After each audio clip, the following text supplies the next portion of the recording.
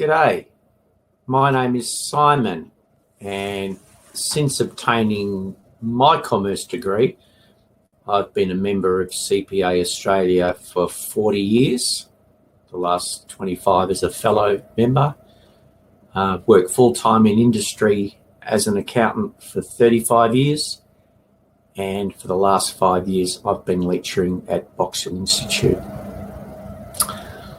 My 5 specialty areas at Box Hill: taxation law, auditing and assurance, financial accounting, corporate accounting, and microeconomics.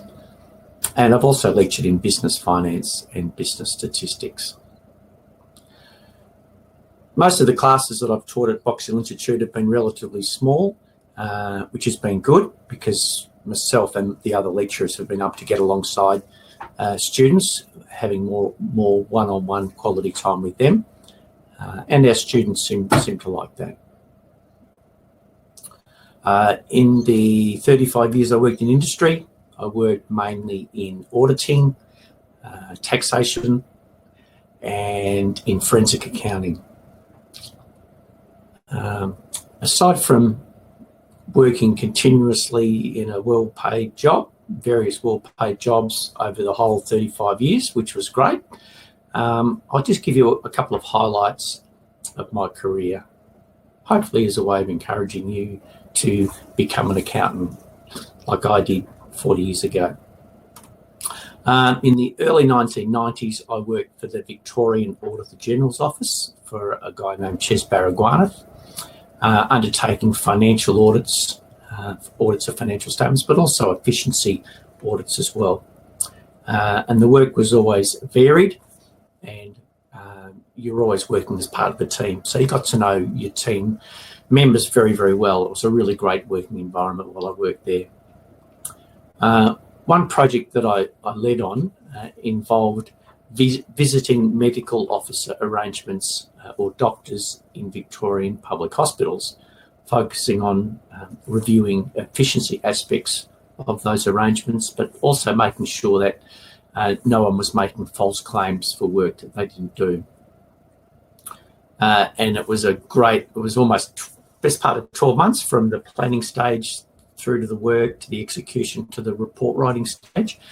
And the review found that payments for doctor services were not always supported by documentary evidence that the work had actually been done. There was evidence of over-servicing of patients.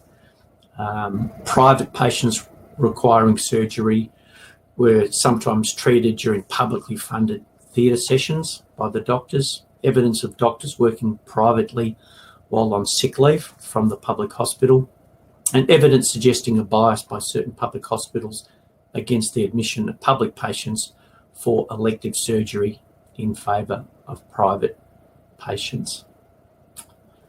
Aside from the satisfaction I got from working on this major audit, my report was tabled in the Victorian Parliament and is available to this day to be downloaded from the Victorian Auditor General's Office website.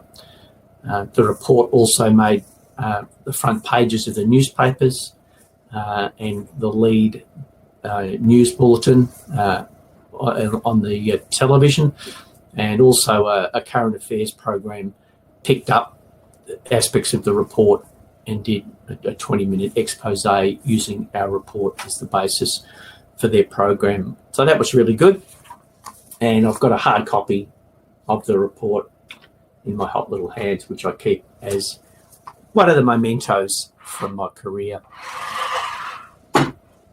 Another job I had, for 2.5 years, I worked as an intelligence analyst and financial investigator at the National Crime Authority in joint task force, working alongside Victorian Police and Federal Police. And these were task force aimed at defeating organised crime groups in Australia. The task force that I worked on, that I was seconded to work on, using my intelligence analyst and financial investigator skills, which is all part of the accountant's armoury of skills, if you like. I worked mainly on anti-money laundering and anti-narcotics, anti-illegal narcotics task force. and the work that I did was certainly very interesting and rewarding.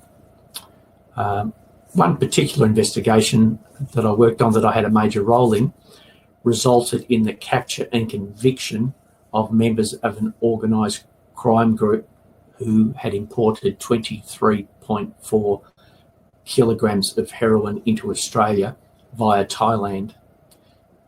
This was the largest drug bust in Victorian history at the time. After I discovered unusual and suspicious flows of funds, we were able to follow the money trail, and after an all-night stakeout, we were able to capture the crooks red-handed with the heroin that they had just imported through Melbourne Airport. The two main crooks were sentenced to 25 years and 21 years jail. My team was awarded the Tom Sherman Teamwork Award for the work we did on that investigation, and I've got a copy. Well, this is my copy of the award that I won. So you can see why I would encourage you to undertake a commerce degree with a major in accounting at Box Hill Institute. It will lead you to a long and successful, well-paid career. And I'll leave you with this.